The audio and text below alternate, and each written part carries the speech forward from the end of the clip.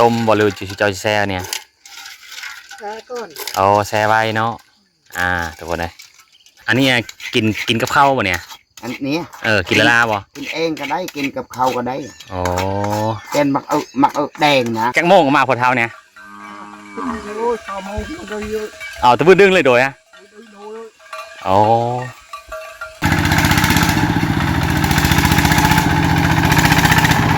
เยียบ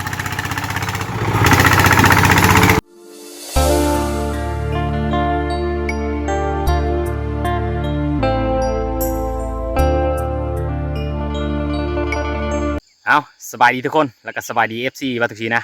หลังจากที่เฮ็ดเวกแล้วกับวัตุกทีไม่ได้ไปเธอทุกคนเลยเนื่องจากว่ามีสบายใน2-3 มื้อทุกคนนะกับมีสบายนึกกระโตกับว่าบ่ถึงขั้นว่าเป็นไข้เหิงทุกคนเป็นไข้ประมาณ2-3 มื้อนะอีดเอานึกกระโตกับไม่ได้ไปถ่ายวิดีโอให้ทุกคนเบิ่งดอกทุกคนกับมื้อนี้ก็สีพาทุกคนไปเบิ่งการซักให้ผู้ของพี่น้องพาวบลูอีกทุกคนบางครอบครัวก็ยังทันซักแล้วเนื่องจากว่าผลไม่ทันได้ตกมันกำลังตกเมื่อคืนนี้ทุกคนนะมื้อนี้ไปเบิ่งนำกันครับบ้านทงศรีกับสิพาอัปเดตเบิ่งวิธีชาวบ้านเขาซักว่าเขาซักแบบเลยนะบางบ้านก็ซักย่างไปหน้าบางบ้านก็ซักย่างไปทางหลังอิงตามแต่ละบ้านทุกคนเลยแต่ว่าเท่าบ้านทงศรีเห็นอยู่เมืองนอกนี่เขาเอานอได้เอานอนเนาะนะคือว่านอนอแปะเนาะคือนอบองเนาะนั่นนะทุกคนนะซักป้อนคือปุ๊มักซารี่แต่ว่าเคสนี้เขาจะเอาโหลูกปืนก็คือโหปะตอมาซักนะชาวบ้านเขาจะเริ่มไปสั่งให้ทุกนะเพราะว่าแต่บ้านเลยนะโซนนี้เป็นโซนที่เขาเจ้าสั่งให้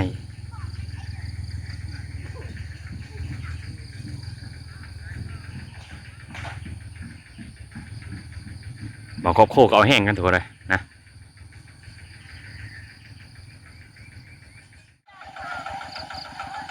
เดี๋ยวชาวบ้านเขาจะเริ่มนี่เริ่มไปบางคนก็เสริมพูนวิกบางคนก็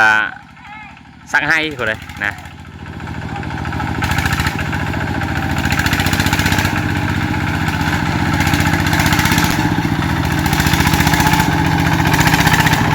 เยียบ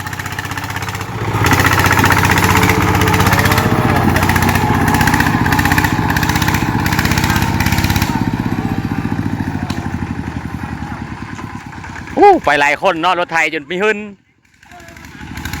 เอาไปท่าอยู่ทางคุณเดี๋ยวไปซักให้ทุกคนเลยนะ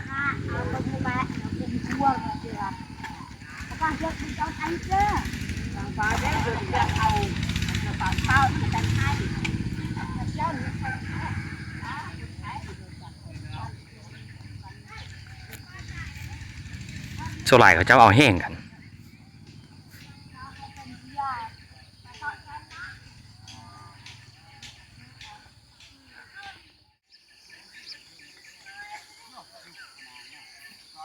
ส่วนหลายโซงนี่เป็นโซงเทียชาวบ้านเขาเจ้าเริ่มซักให้ผู้ทุกคนเลยนะเขายอมรับอยู่ในชนบทนี่เรื่องธรรมชาตินี่โอ้เขาจะอ่อนธรรมชาติทุกคนเลยนะมาสัมผัสเธอเลยนี่โอ้อากาศนี่ทบอกเลยคนเลยคักอะไรยอมรับบางครอบครัวกับเขาเจ้านี่เสื้อผู้ทุกคนเลยนะใส่ผุยบางครอบครัวก็แล้วสั่งให้เขาเจ้าก็เอาแห้งกันนะใส่ผุยหลังจากที่ใส่ปุ๋ยแล้วเขาก็จะประมาณเดือน6เขาเจ้าสีปูเบนไม่เรียกนะ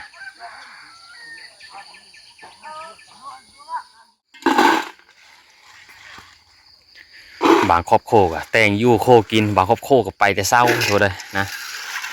โอ้ยต้มมาเลยหอยเนี่ยอ๋อ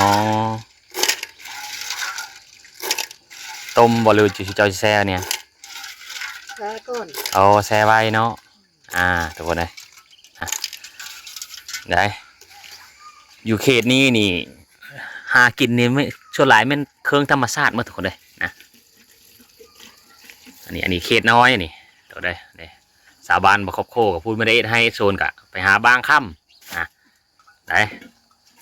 แล้วก็หาหน่อไม้ถือว่าเขตนี่ยังไม่ออกทุกคนเขาเรื่องหน่อไม้หน่อยไผ่นี่แต่ว่าบ้านอื่นบ้านตรงสีไปเห็นบางบ้านนี่หน่อไม้แห้งแล้วก็มีทุกคนเลยนะแต่ว่าเคสบ้านหน้านี่บางครอบครัวยังหาอยู่กินกันยังยากอันเดโง่นี่ ส่วนหลายเขาเจ้าก็ปล่อยปลาเลยทุกคนเลยนะนี่เขาปล่อยเนื่องว่ายังน้อยนักเขาเจ้าเลงนี่ปล่อยปลาเลยเนาะ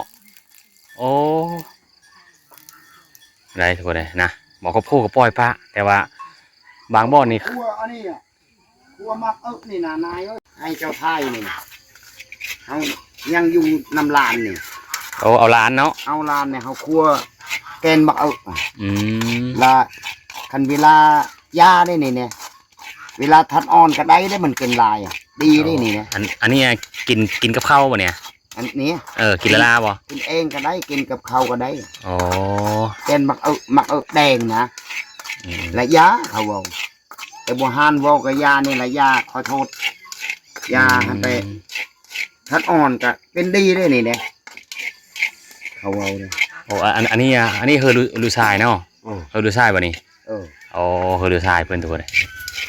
อ่ะเฮอรูซายอันนั้นเฮินโคตัวนี้เนาะตัวนี้เฮินโคตัวเลยนะนี่คือเฮินโคเพิ่นตัวเลยเฮินโคก็คือเฮินบอลแตงยูโคกินเด้อตัวเด้อนะนี่ ยังบ่มี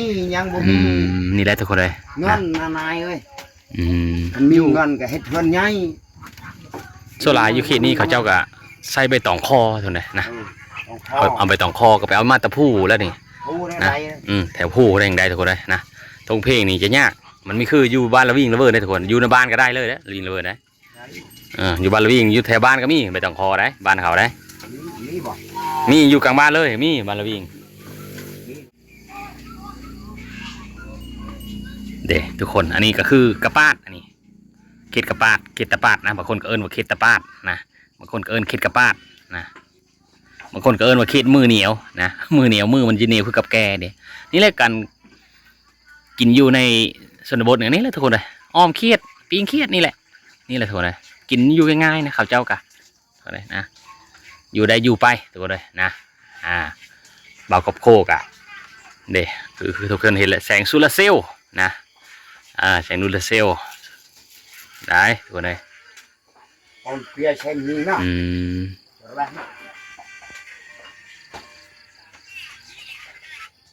nè tụi em học đọc như cha nè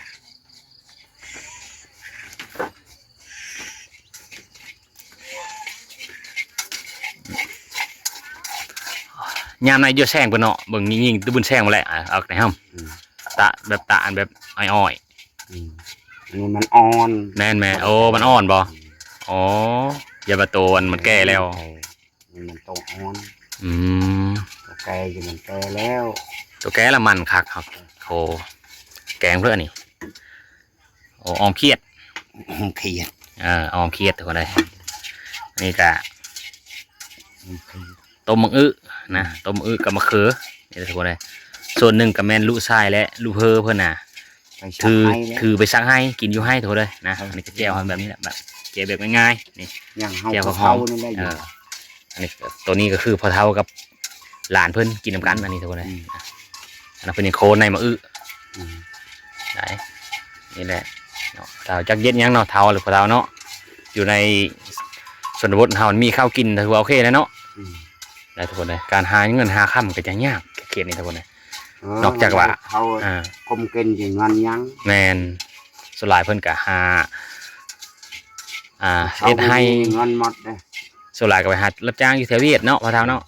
หาเงินหาค่ำอยู่เขตนี้สลายทุกคนเลยกะเวลาเอ็นให้แล้วเฮาก็ไปหารับจ้างปิดกาแฟหรือว่าไปคนไม่กระถินลงนะลายทุกคนเลยแต่ว่าทรงนี้ถือว่าเขาเจ้ายังเอ็นให้นะอยู่เขตนี้นี่หาเงินได้ก็คือบ้านตกสีว่าเนาะพะเทาก็คือนึ่งหล่ะหาน้ำไม่แห้งเนาะหาน้ำไม่แห้งก็พอได้แต่ซื้อกับเป็งโน่ซื้อหมกเพชรซื้อซินซื้อเซอร์ลูก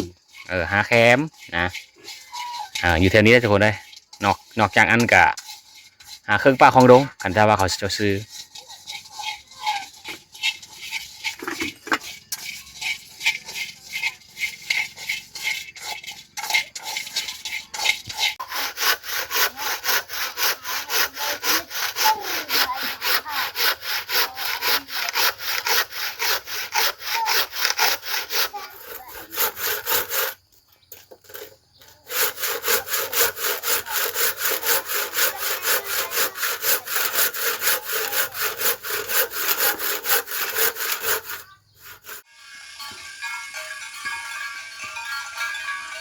ป้าทุกคนเลยนี่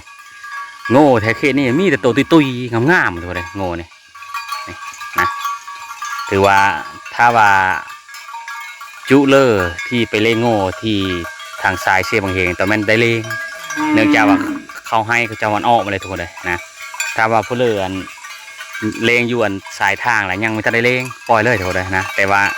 บางคนก็ไปไล่เอานะโง่เนี่ยได้นี่โง่นี่หลายเจ้า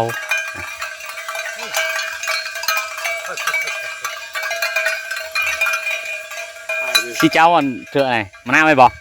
มันน่าไม่เธอนะเด็กโง่ไปเลงอยู่ทำเซ่จักโมงก็มาพอเท้าเนี่ยเอาตะพื้นดึงเลยโดยอะโอ้พอเท้าเพิ่นไปเลงโง่เนี่ยเพิ่นไม่ถือเข้าไปเลยได้ทุกคนเลยนะประมาณ3 โมงประมาณนะโอ้เด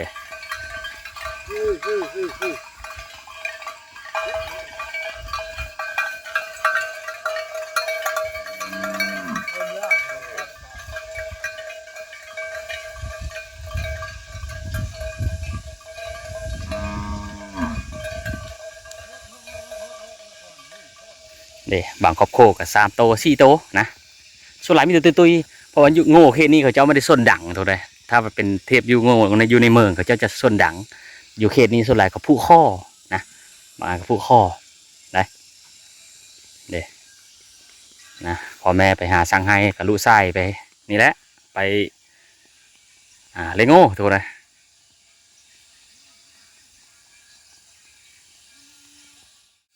อยู่เขตนี้นี่ข้าวแต่เก่านี่โอ้บอกเลยทุกคนเลยมาดูลายนี่ลายขนาดนะมาถึงปัจจุบันนี้หมดแล้วเปิดปูไว้นี่ทุกคนมีแต่กบมาดูลายมันนี่ไอ้นะส่วนลายมาดูลายครับปูเองเนี่ยมีเป็นราคาไปเลยแต่ว่ามีซ้ำเฮามาดูลายที่เฮาปูตามธรรมชาติทุกคนสังเกตเบื้องนี่อันนี้คือมาเดอร์ป้องทุกคนเลยนะมันมีหลายแนวนะมาเดอร์นะอยู่เขตนี้ติดบ่อเลยว่าเลิกมาเดอร์นี่โว้นี่มีอึดนี่กินกับแจ่วขิงนี่เหมาะเลยทุกคนนี่ผู้ถ้าเทพอยู่ในเมืองนี่บางคนนี่เก็บไปขายได้นี่ถง5,000ได้นี่บางบอลกับถง10,000 5,000ส่วนหลายทุกคนเลยนะนี่อยู่พีเนี่ยโอ้3 สิกินทุกคนเลยนี่ได้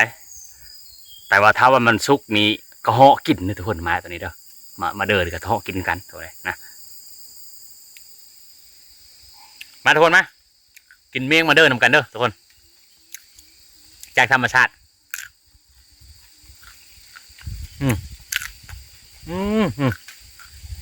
อันนี้นี่น้อยทำนี่นี่แก้วขิงหรือว่าแก้วปลาแดะกอยเต็มถ้วยเลยกับน้อยทำนี่พอดีแซ่บทุกคนเลยแต่กับทิมลงไปกับบ่งตักเลยอย่าว่าสุดยอดทุกคนเลยนะแก้วปลาแดะนี่จำนี่กลางแซ่บทุกคนเลยถ้าว่ามันใหญ่นี่มันจะแก้มันไม่แซ่บจำนี่พอดีเอาทิมลงเป็นน้อยเลยนะนี่เต็มทุกคนโอ้แม่นมาเลยนี่อยู่ข้างๆมันต้องฉีดแม่นมาเลยนี่แม่นมาเลยทุกคนนะโกกบักไงนี่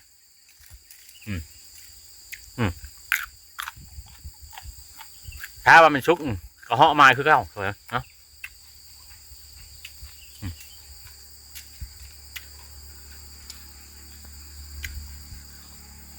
ธรรมชาติทุกคนมากเลยมันเด้อมันเด้อป้องภาษาชนเผ่าบลูเอิญว่าปลายละว่าก็คือมาเด้อนะ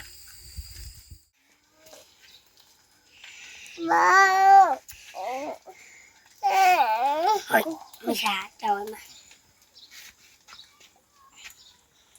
เจ้าถอดป่าโอ้โห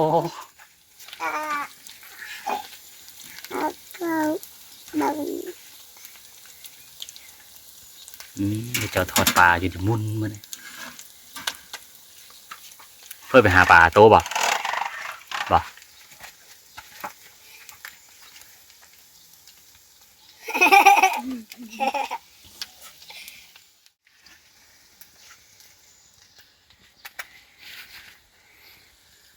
ปลาน้ำเชฟบ่จอยเนี่ย ลอง น้ำหนองอ่า รังอย่า